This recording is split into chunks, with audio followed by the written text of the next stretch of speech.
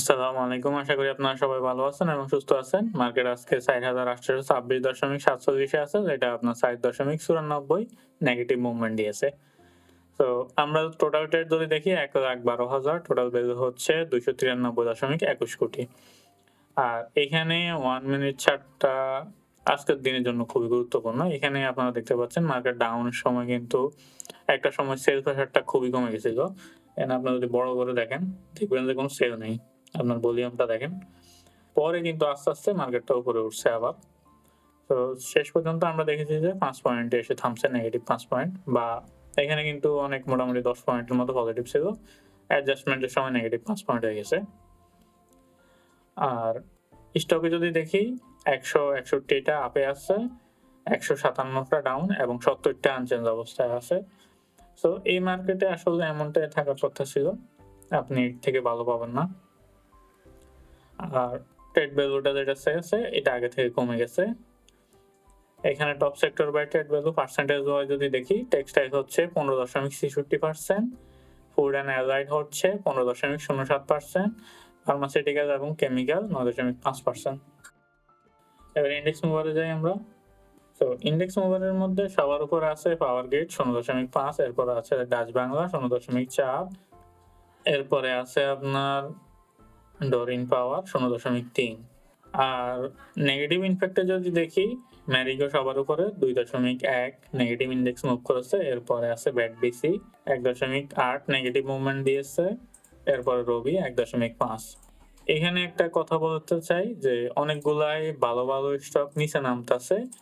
So আপনাদের কাজ হচ্ছে একটা সময় পর্যন্ত দেখে রাখা। এরপরে সুযোগ পেলে আপনার অবশ্যই নিয়ে নেওয়া দরকার। কারণ এটা একটা ভালো সুযোগ যে আপনি মার্কেটে এন্ট্রি নেওয়ার।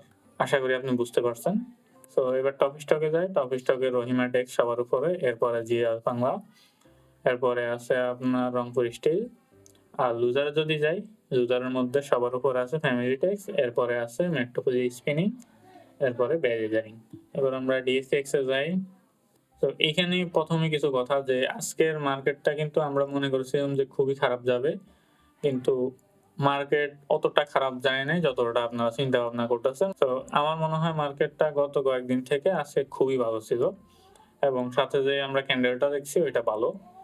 আর ভলিউমটা আগে থেকে সামান্য কমে গেছে।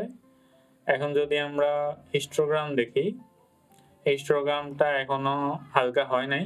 বাট আশা করি যদি কালকে পজিটিভ থাকে তাহলে হালকা হয়ে যাওয়ার পসিবিলিটিটা বেশি। আর আরেকটা ভালো ইন্ডিকেটর আরএসআই এখনো ৩৮.৩৫ এ আছে। এখানে কয়েকটা কোয়েশ্চেন আপনি করতে পারেন যে এখন মার্কেটের ওভারঅল যে সমস্যা, এটা সমস্যাটা কি? তো আপনি যদি সমস্যার কথা বলেন, এখন মার্কেটের ওভারঅল সমস্যাটা হচ্ছে রাজনীতি এবং এটা মোটামুটি গত কয়েকদিনই ঠিক হয়ে আসছে। সামনে উন্নতি হবে এটা আমরা আশা করতে পারি। আপনি যদি এখন মার্কেটের অবস্থা যদি বলতে চান, তাহলে আশা করি ওভারঅল অবস্থা গত কিছুদিন থেকে খুবই ভালো।